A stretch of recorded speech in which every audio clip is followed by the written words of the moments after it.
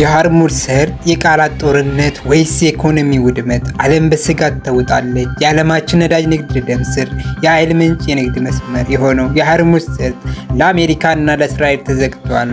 የኢራን ወታደራዊ ቃል አቀባይ ብርጌድ ጀነራል ፋዝል ሸክርቺ የመለሱት መልእክት ግልጽና የማያወላውል ይመስላል።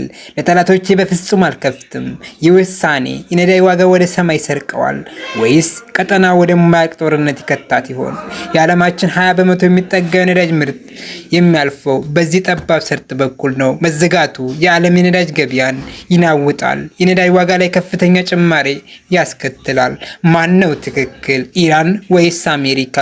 ኢራን ለጠላቶቼ በፍጹም አልከፍትም የሚለውን የኢራን አቋም ከጦርነት ማብቃት በኋላም ለረጅም ጊዜ ሊቀጥል እንደሚችል አመልካች ሆኗል።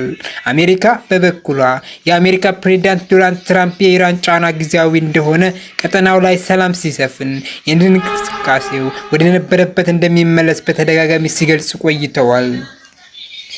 ባጭሩ ዋሽንግተን የሰርጡን መዘጋት ጊዜያዊ ነው ስትል፣ ቴህራን ግን ለረጅም ጊዜ ዝግ ሆኖ ይቆያል የምትል ተቃራኒ መልእክት አስተላለፍ ይሆናለች።